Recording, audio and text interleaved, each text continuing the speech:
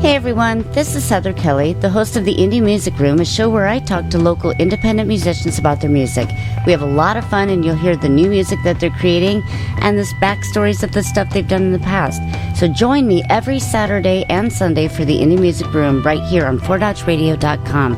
I'm really excited to introduce my next guest. Last month we had Frank Weevil on, and everybody had great response about that. So you can always check that out on YouTube, our number 3 show, Frank Weevil and the Hawks. But this week, I am introducing the one and only Dennis Carlson. And he was with the Notorious Noblemen, and I just really want to catch up and hear what's going on with him. He's a world-renowned percussionist. So much we want to hear. Denny, may I call you Denny? Please call me Denny. Okay. Denny also is kind of a part of the family somehow. He's like my uncle. That's not my uncle, but we've been family forever. But tell me about the beginnings, Denny. Well, the beginnings started with your father, Tim Kelly, and Denny Zika playing in my bedroom, and it was the first ensemble I played with other than a guitar, a B3 Hammond player named Tony Adams. And it all started with those 2 guys, and later on we added Jack Yates, who was with Dale and the Devonaires, and switched to guitar, and we formed a band in around 1966 called The Pillars, which was regionally fairly successful. Okay. Now, that's a little before my time. I've heard of The Pillars. Now, I do know that you played with Notorious Noblemen. I do know that for a fact. I recognize the music. I love it. Tell me how The Pillars led to the Notorious Noblemen. Well, the Pillars broke up, and I formed a group for about 9 months, which basically taught me some things about jazz and standards, which was called the Steinhardt Quartet, with a singer named Larry Harris. And that was really the old people's music, but it taught me a lot about styles. And it was from that group that Keith Brown and I joined the Notorious Noblemen with Doug Smith and Michael. Okay. Hard to remember. Michael McCormick Sr. There you go. You got it. I know it's always hard to remember those names. And Larry Lind on bass. It was a very fine ensemble. Fantastic. So what, after that part, when you were playing with them, what did you start doing next? After the Noblemen split up? Yeah, what year was the Noblemen together? What years? That was for me, the Noblemen, I was in them from 69 until 71. 71, okay. And then I left that group and joined a group based out of Olwine and Cedar Falls called The Pages, which was a very popular horn band in eastern Iowa. Oh, cool. I love horn bands. Tell me a little bit about that band. Well, we had 3 horn players, but unlike most bands that use horns, we wouldn't use them all the time. We would say we're going to do 4 songs that are hard rock, and you guys go sit down, and then we'd come back and do Chicago songs and Blood, Sweat, and Tears, some fancy things by a group with Michael Brecker called The Dreams. I bet the people love that. It was a variety band show, and it was very successful, and good guys in that band. Oh, fantastic. So after those days, then what took you out to New York? I know that you went out to New York City and became a New York City rep for a while. What took you out there? Well, there was a little detour before I got to New York. Tell me about this one. I was a music graduate of University of Northern Iowa in 1973. In the last 2 years there, I was with the UNI Jazz Band, one of the finest jazz ensembles in the country, probably one of the top 3.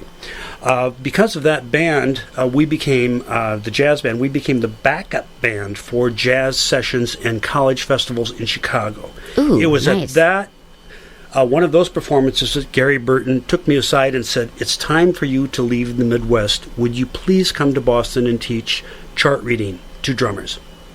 So you read charts. You don't just play by ear. You actually read charts. Yes. In fact, I used to transcribe drum parts in order to learn the songs correctly. I'm very, very schooled in traditional drumming.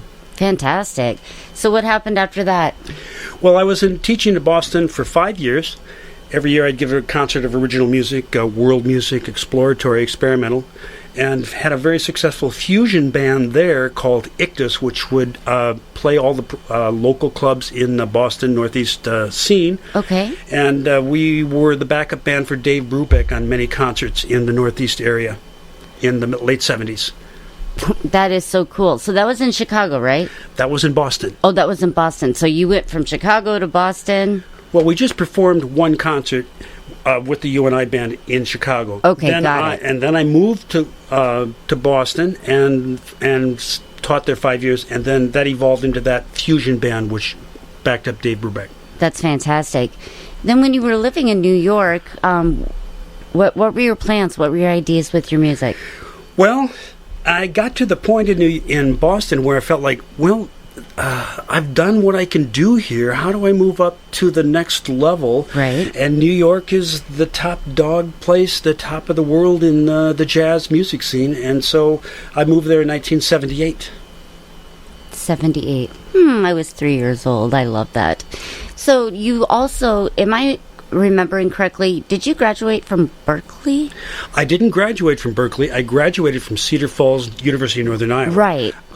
I was an instructor at Berkeley for 5 years. Okay, so that's right. I love that. That's amazing. I learned more as a teacher than I used to learn as a student. Did you see prodigies that you could just pick out when you saw them as you were teaching? Could you just say, like, this one's going to be amazing? Oh, of course. And I played with many people in different bands and ensembles that went on to become the world's most famous musicians in their respective areas, such as John Scofield on guitar, who played with Miles Davis. Bill Frisell is considered the Miles Davis of guitars, and I played around the school several times with Pat Metheny. Gosh, you've had extensive experience with people. That's fantastic. I do want to talk about, we've got a couple songs here we're going to play of yours today, and a couple different takes on this. We listened to these together. I got to tell you, I'm a huge fan of the next song we're going to play. The first one, it's called Take a Vacation by the Transformers. Tell me a little bit about how that came about and where it's being played. And well, whenever a musician moves from town to town, there's frequently a period of nothing happening because you're the new guy, you're the blind date that nobody wants to hire. Oh yeah, what's and such, and you said that you were good, but until you get a break. So I had gone almost a year when I first moved to New York without playing very much, and so I joined this band in order to get my chops together, and it was like the punk movement in around 1980. We played all the local, the clubs like CBGB's, Bonds, and all the places that later were the formation of the punk and the new music movement in those time periods. Well, if I'm correct, I feel like I heard that you guys got all the way as far as England and Japan. We made some recordings at a place called Skyline Studios with the brother of the guitar player happened to be an aspiring engineer who later went on to produce albums for B.B. King and Natalie Cole. So he was an exceptional engineer. And he still helps me with recording advice to this day. So we put it out 45s and sent things all over where we could, and later on, as the internet grew, the songs gained some popularity in England and Japan, but never enough to really make it available to do a tour. But there is like a cult following of periods of bands in that time. Well, when I hear this song, it makes me want to take a vacation. So now we're listening to Take a Vacation with the Transformers. It's a punk band that Dennis Carlson's performed in, and I'm telling you guys, it's that time of summer. This is a summer song. Here we go. Take a vacation.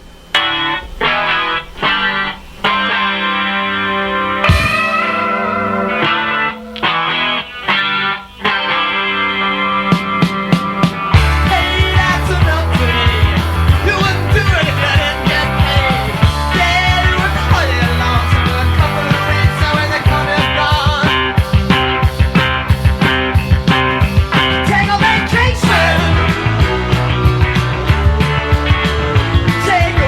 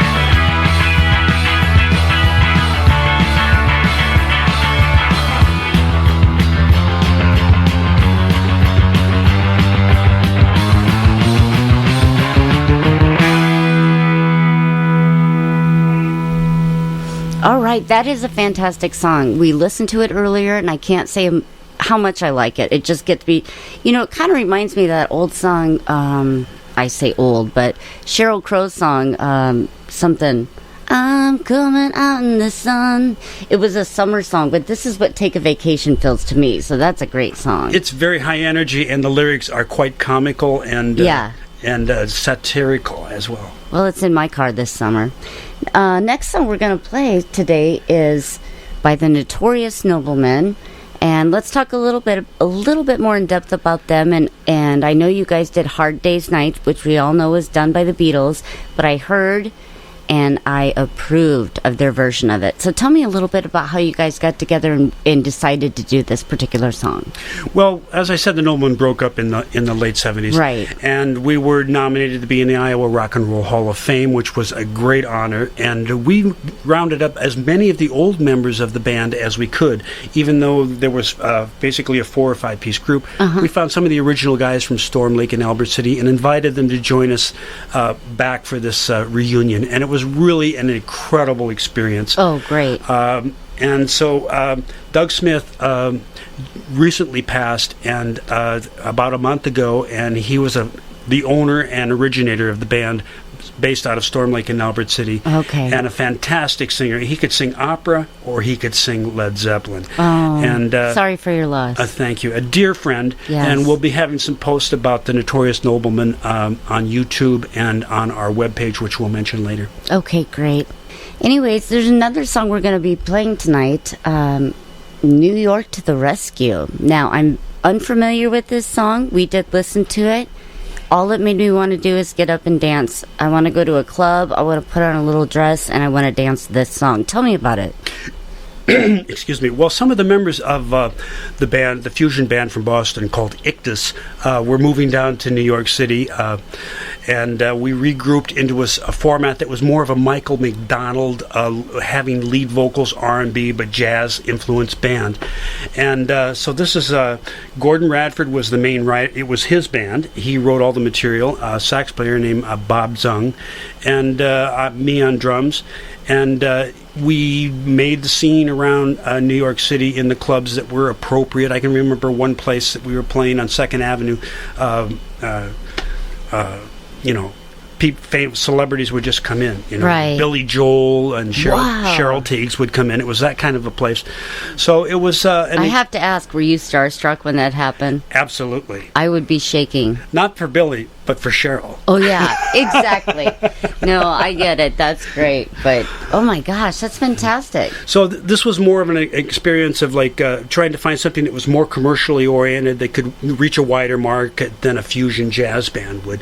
And fine musicians, Bob Zung on sax. Did I say that? Such a remarkable player. I have to be sure that he's mentioned. And, of course. So this band had quite a bit of success, and what usually happens to bands in New York right. is you do about 10 to 15 gigs, and if you don't build enough following, then the clubs won't hire you back, and then you reform a new band. Well, it's kind of like Fort Dodge. There's 5 places to play, and it's kind of like the world. I mean, you burn them out real quick. Yeah, it's a tough world out there. Well, then I want to ask, noticed. How come people that got paid $500 when you were playing, and how come we got paid $500 20 years later when we were playing? What is the problem with paying musicians? Well, a lot of people don't value when you're on stage and looking like you're having fun, people think they somehow don't value the arts as much as they should, and people don't go out to clubs like they used to many years ago, 40 years ago. And I don't think that they appreciate the iceberg that's unseen, the work that goes behind the scenes to be able to be a musician, and Well, I don't think they ever have, but it's a matter of people just don't go out to clubs as much. We have so many more things in our world now to detract our That's time. true. We have home theater, we have the internet, we have streaming. There's a lot of things that we can do that we don't have to go out of our house. And also, I'm all for enforcing drinking laws and people drinking driving, and of course people just don't want to go out. They don't want to go out anymore. If they want to drink, they're probably going to stay home because of it's safer, and then actually it's a better idea, but it's to the detriment of the musician world. It is. But I got to be honest, Denny, I'd rather cozy up with a glass of red wine and a record player and some vinyls than go out and hear a DJ these days. So that's where my heart stands in the music world. But DJs were the death of music. I used to do as many as 5 gigs a weekend in New York City, playing different kinds of functions, weddings, anniversaries. And DJs basically took over the business because people want to hear the songs the way that they're produced. Right. Now, a 5 or 6 piece band can be an amazing group of people, but they don't have 100 tracks of musicians, and so people are disappointed when they don't hear that production. of course, everything's overproduced. That's my opinion. I'm not saying everything, people. Don't get cranky. I'm just saying, in my opinion, some things are overproduced. But what I want to talk about is what is going on with you now. You just moved back to the Midwest. Welcome back. Thank you. I love being back in Iowa. I feel I've come full circle in my life to come back here. I moved back to Cedar Falls because I still have a relationship with the musical community there, both in the university and the local musicians. Many great friends. Real estate is ridiculously expensive on the East Coast. I was living out in Long Island, paying $3,000 a month. Can't imagine. And I got to put a plug in here for my son's band, though, called This Crooked Home. He's into something called pop punk, and he's very good at what he does. So Cool. give him a look on YouTube.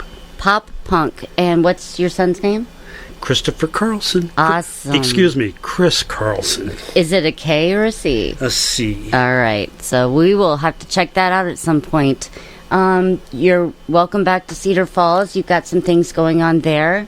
Anything else you want to add? How we can contact you? Or? Well, you can hear more of my different styles of music at soundclick.com/Dennis Carlson Performs. Oh, fantastic. I'd love to hear that. Actually, we might do that tonight. I might listen to a few of those tracks. Sounds good. It has been a pleasure having you. I thank you so much for taking the time out of your busy schedule to come and visit us at FortDodgeRadio.com. And we look forward to hearing what comes up next. So until next time, Denny. It's also great to be back and close with my friends in Fort Dodge, the many great musicians that have come out of this town and this area, and many of them have recorded in this great studio here. Yeah. Again, thank you, Kirk Hoffman, Chief Engineer of Junior Motel's recording studio that allows us to do this every week and every time we have an interview. So I thank you all for listening. Again, thank you for joining me, Heather Kelly, for the Indie Music Room, a show about local independent artists every Saturday and Sunday here on FortDodgeRadio.com. Thanks again for listening.